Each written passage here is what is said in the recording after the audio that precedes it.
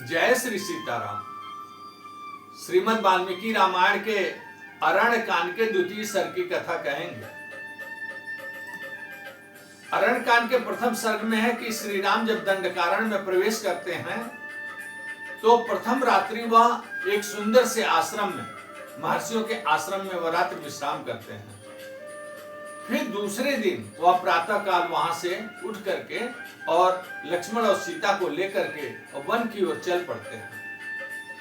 अब वन की तरफ, घने वन की तरफ जब आगे बढ़ते हैं तो वन के मध्य में वह जब आगे बढ़ रहे हैं तो देखते हैं कि ढेर सारे मृगों का झुंड दिखाई दे रहा है।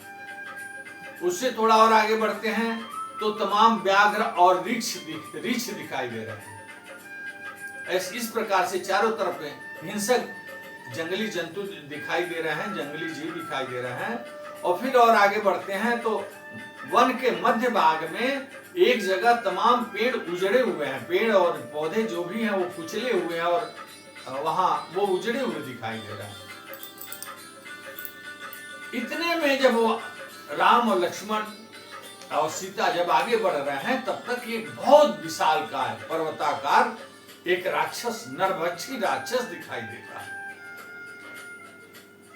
उसका स्वरूप बहुत बेडौल है, उसकी गहरी आंखें हैं, उसका मुख बहुत बड़ा है, पेट बहुत बड़ा है, बहुत विकराल पेट लिए हुए, और पहाड़ के समान जो है सामने वह खड़ा है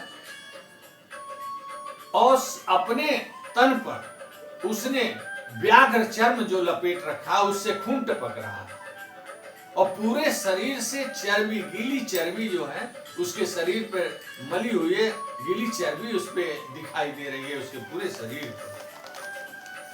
और इतना भयानक है वो, इतना विकराल है कि उसको देख करके और सीता जी थोड़ा भयभीत हो जाती है। इतने में वो राक्षस इन लोगों को देख लेता है और आगे बढ़ करके वह सीता जी को पकड़ करके और अपनी ओर खींच लेता है, सीता जी को पकड़ लेता है। और सीता जी को पकड़ने के बाद वो कहता है कि तुम दोनों कौन हो? तुम तपस्वी वेश में तुम दोनों जो घूम रहे हो, तुम कौन हो और तुम्हारे साथ यह स्त्री क्या कर रही है? अगर तुम तपस्वी हो तो इस एक साथ में स्त्री क्यों है? मैं, तुम दोनों पापी लग रहे हो, तुम दोनों को मैं दंडित करूंगा और मैं इस स्त्री को मैं अपनी भार्या बनाऊंगा और तुम दोनों को युद्ध में हरा करके मैं तुम्हारा रक्तपान करूंगा, तुम्हारा खून पी जाऊंगा। इतना कहने के पश्चात अब श्री रामचंद्र जी को बड़ा क्रोध होता है और बहुत वो एकदम सन्न रह जाते हैं श्री रामचंद्र जी और लक्ष्मण से कहते हैं कि लक्ष्मण, यह तो मेरे जीवन काल का बहुत ही संकट काल समय है, यह मेरे लिए तो बहुत ही बुरा है। मेरे पिताजी का प्राणांत हो गया तब भी मुझे इतना दुख नहीं हुआ, मेरे राज्य का हरण हो गया, मेरा राज्य छीन गया तब भी मुझे उतना दुख नहीं हुआ जितना आज मेरी साध्वी पत्नी जनक नंदिनी सीता को किसी दूसरे पुरुष ने छू लिया और दूसरे राक्षस ने पकड़ लिया। और आज मैं इस दृश्य को देख रहा हूं, यह मेरे लिए बहुत ही कष्ट का विषय है। और कैकेयी का आज जो मनसा था, कैकेयी जो चाहती थी वो पूर्ण हो गया। कैकेयी ने इसीलिए दूसरा वर मांगा था कि मुझे वनवास हो जाए। वह चाहती तो केवल भरत का राज्य मांग सकती थी, लेकिन यही दिन दिखाने के लिए उसने मेरा वनवास मांगा था। लक्ष्मण, मुझे आज बहुत दुख हुआ।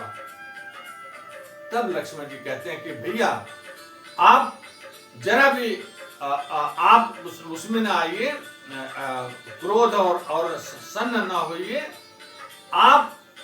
मैं आपके रहते, लक्ष्मण अभी जिंदा है। और लक्ष्मण इतना क्रोध में आते हैं कि लक्ष्मण के आंखों में आंसू आ जाता है और कांपने लगते हैं। और तब कहते हैं कि भैया आज मैं जो भरत के प्रति मुझे मेरा क्रोध था, आज मैं इस राक्षस पे उतारूंगा। तब वो कहते हैं कि फिर राक्षस बोल पड़ता है कि तुम दोनों का मैं आज खून पीऊंगा और तुम दोनों कौन हो और मेरा परिचय जान लो। मैं विराध राक्षस हूं, मेरा नाम विराध है।